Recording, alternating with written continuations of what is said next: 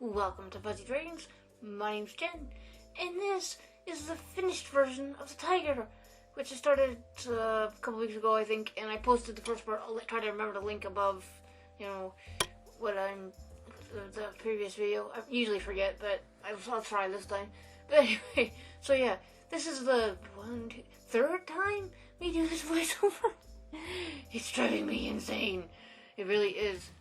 And for something that's okay, the tiger isn't simple, but for such a simple video, this voiceover shouldn't be as hard as it is at the moment. It really shouldn't be. Anyway, doing this in Corel Painter 2021, like I mentioned in the last video, but mentioning it again in this video, using the chalk brush. I'm not 100% exactly sure what it's called, but you can see what it is in the top left if you're looking at the screen. And I really like this brush. It blends really nicely. You can create lots of texture with it, which I really like. I don't have to usually use the blender too much, there's different types of blenders on this program, so I can't remember. I think I end up using, when I do use the blender, I use like the real pointy blender or whatever it's called. I think that's what it's called. Pretty sure. But I, at the moment, am adding black, because what's a tiger without black stripes? Now, I could have done the stripes in blue, like a dark blue, but I said screw it, I'll use black. You know, all those people don't use black, but you know what? Screw you, I'm using black. It's easy, I'm lazy, you know? I don't usually with like colored pencils. I'll use different colors for colored pencils, but for this, I'll use black. Because, you know, by this point I was like, you know, I really would like to finish this thing, you know? And I wasn't going to finish it if I messed with the colors too much. So, and then of course I add a bit of black. I do add a bit of black to other parts of it later on, you know, with like the black fur to add a bit of fur texture to it. But at the moment I'm just using black because I'm like, screw it, I'll use black. And, because it works, at least the basics. Now, I don't know why I actually do this, because I do end up editing a lot of this out. But yeah, it's probably why I'm not paint traditionally too. I do like basics and then I paint over it, end up painting over it. It's kind of the struggle of me as an artist. Probably other artists do it too, but you know I do it. I paint like things and then end up painting over them. But at the moment, I'm just adding shading to the nose because the nose was looking a little flat. And flat colors are okay, but I don't want a flat-looking tiger at this moment. That almost came out like a fat-looking tiger. But no, the tigers can be fat. I've seen some fat tigers in zoos, but not so common now. But when I was younger, some of the tigers were a little pudgy. You know, hey, you know, no shaming. But so yeah, just adding a bit of definition to the nose because it needed the definition to the nose. Because, like I said, really flat, and you just building up colors and shapes, and I'm using brown at this moment, not like straight black, because it was just too harsh for shading. I do use it for a bit, but not as for like the big parts. Yeah, that's technical, John. Not for the huge areas that I shade. And then I end up shading the nose, because you know the nose. I just use like a pinkish kind of colors. I've got a bunch of pinks like put down on canvas. I don't end up using all of them, but just a bit of pink. It's not maroon, it's more of like a brown pink kind of color, I guess. Yeah, we'll go with that. It's a brownish pink kind of color, you know. And then I just add a bit of highlights and stuff. Now, I'm mostly just working on the shapes. I just look at the shapes on the nose and then put them on paper. That's really, you know, helpful.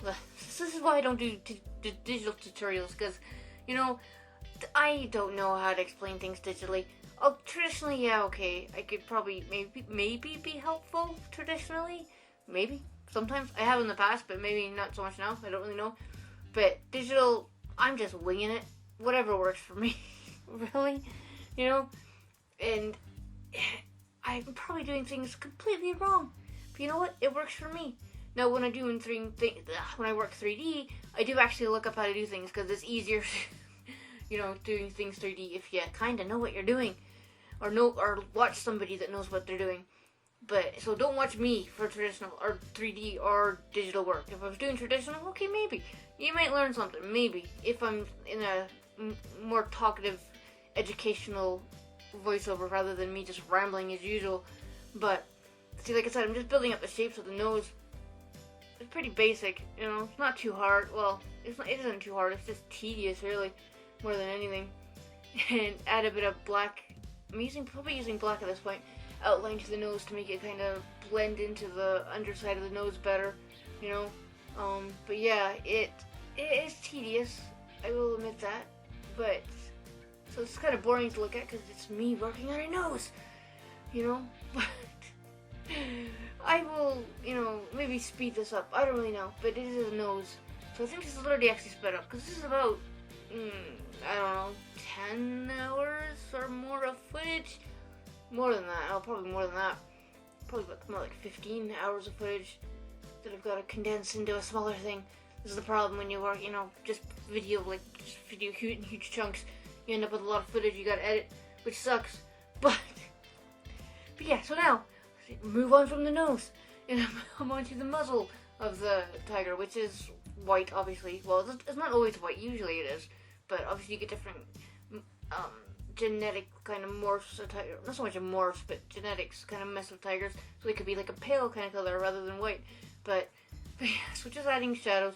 I think I'm just using like grays here. I don't use like blacks to begin with on the muzzle part of the tiger. But it is starting already to look a lot slow down, John. A lot less flat with me adding what I'm adding to it. But this is, like I said, this is very tedious. And I do realize when people watch, they prefer watching what people's hands are doing.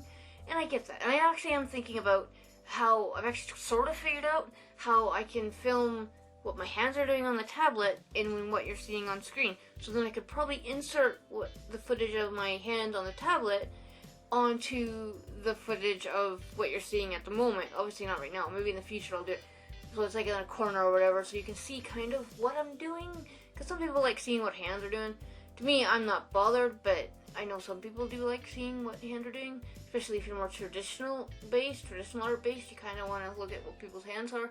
Now, even though I am more traditional based, it doesn't really bother me seeing people's hands or not, I mean, I can understand why some speed paints can be a little, mess with your heads because they move so fast, but I don't have this sped up too much, a little bit, I could speed it up quite a bit more, but I didn't. So yeah, so back to what I'm doing.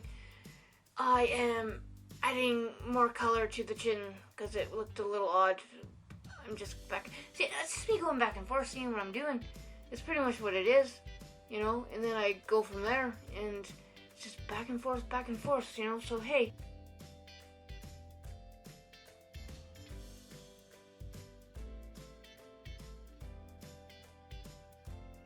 So yeah, just adding grays and stuff, and then I thought, hey, we'll work on the ear next, because I'm sick of working on the head, the rest of them with the head. So, this ear, at least not the back ear, but this ear's white with a lot of fur in it, so there's a lot of blending and a lot of brush strokes to get the the fur kind of texture, what's the fur texture down, So, that's pretty much all this is, it's just back and forth with a bunch of brush strokes. Like I said before, don't listen to me for digital help, because honestly, I'm the last person that should be given digital help. I do things completely backwards with any program, not just this program. If I was painting like traditionally, maybe. Not so much with oils, but I mean, I like oils, but I'm not the best at it. But digital, because I'm treating this more like painting, like I would paint with acrylics or something like that, I think I'm having better success with the image. But, like I said, I'm not one to go for help. I'm really not. But maybe I might do a few colored pencils tutorials. God, I'm slurring my words, and I'm not even drunk.